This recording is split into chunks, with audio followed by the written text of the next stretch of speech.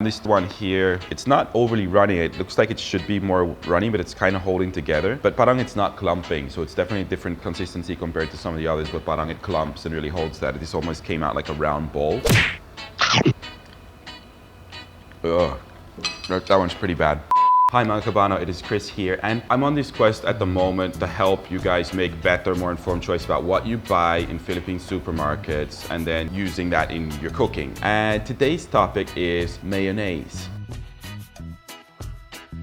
Okay, so what would you be looking for in a good mayonnaise? The ingredients of mayonnaise, typically if you make this at home, it's gonna be like egg yolks, it's gonna be a type of oil. Usually there's a little bit of vinegar in there, a little bit of spices sometimes, but that's your kind of core ingredients. So I think a good mayo would typically have those things on the packet. I got here in front of me 4 different leading brands of mayonnaise that are on the Philippine market today, and I don't know which is which. So I'm gonna give you my blind, unaudited views about the mayonnaise, and then we're gonna find out which one is really the best in terms of my 3 very objective criteria. Gaano kasarap yung pagkain na to, and then second is of course na yung quality, like actually reading the packet to see what is going in this product, right? And then the third one is gaano kadami na pwede kang bumili para sa peso mo, the value for money, sulit ba siya or hindi? Because you know, let's face it, everybody is under cost of living pressures, and you need to make sure that you're getting the most pagkain for your peso. And just a reminder, I don't get paid any money for this, so like big disclaimer. Now, I'm gonna start with this guy here on the left. This looks like quite a nice color. I would say it's just like slightly off-white, what you would expect for mayonnaise. Not too white, not too like yellowy or orangey, suggesting that there's other stuff in there. Texture-wise, I can turn it upside down. It's not runny, it's definitely holding together. Smell,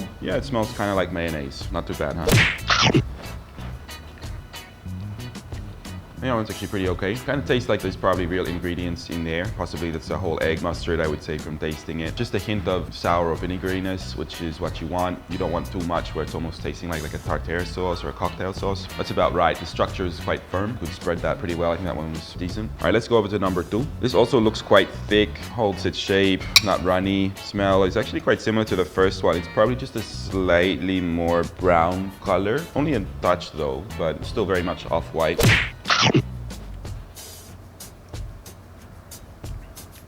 And it's kind of creamy. It has possibly a slightly sharper taste. Maybe they've got a touch more vinegar in there. Though again, I would say it's not too sour. I find it not bad actually. If you put that on a sandwich, I think you'd be pretty happy. And not overly sweet either. Like I was really worried actually when doing this that I would find things that were extremely sweet, which is often the case with some of the Philippine condiments. But those first 2 have been both pretty decent. Let's get on to number 3. Now this one, maybe immediately a little bit concerned. This looks a little bit more yellow in terms of the color. Still quite thick and sticky. Smell probably not as good. It kind of doesn't smell as, say, wholesome. Maybe smells like there's a little bit of chemicals in here.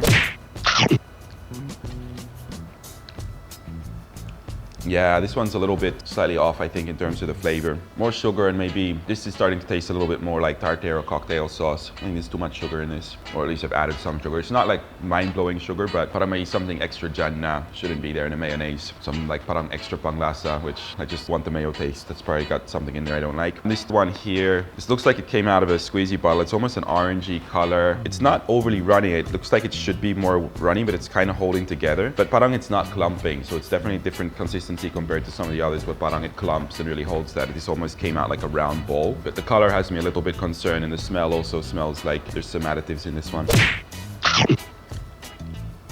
Ugh. That one's pretty bad. So I didn't like that. That tastes like sugar and palm oil. Whatever that 4th one was. That's actually quite unpleasant. You know when you have margarine, the like Philippine margarine, and you use it in cooking, and it's that kind of funky smell attached to it because it's basically hydrogenated palm oil. I'm pretty sure this is hydrogenated palm oil, and it doesn't taste great. So this is actually pretty hard. I thought the first 2 definitely stood out. Man, it's really close, but I think I'm gonna say this was my favorite in terms of flavor. It's kind of like just got, I think, a slight bit more going on in a good way. Like it's slightly more flavorsome than the first one, but in the way you expect mayonnaise to taste. So I'm gonna give it to this one here, and this one honorable mention, 2nd place on taste. And this was pretty average, and this was actually really, I found incredibly unpleasant. So there's a taste test. Let's find out which these products are, and we'll do the big reveal. Let's find out. Okay, so here it is, Urbano. This is what I was tasting from left to right. It was Lady's Choice versus Best Foods versus Kraft Original Mayonnaise versus Eden Mayo. So let's take a look at what some of these contain. So over here, I started with this Lady's Choice. Soybean oil, water, eggs, sugar, vinegar, salt, stabilizer, natural identical flavor, spices, color, beta-carotene. I thought that was a shampoo ingredient. I'm sure they're always telling me that I need beta-carotene in my hair. I mean, it's called Lady's Choice. Maybe yung pwede isang kapalit sa shampoo mo kung ubos yung shampoo mo mga ate ha. Gamitin mo lang yung ito may beta-carotene din eh. I don't know if that should be in a food, and I don't know how it's a color because it's like very neutral color. But look, I think this one's okay in terms of the flavor. Like what I'm looking for, as I said earlier, is basically a type of oil, ideally an oil. I think soybean is a better oil than palm oil. It contains eggs. That makes me happy. And I don't see the chemicals I'm always looking out for is sort of nasty flavor enhancers, in particular MSG in food, which I just don't see a need for. I don't think it's something the human body fundamentally requires. So that one actually looks pretty okay. Quality over here, Best Foods, Real Mayo,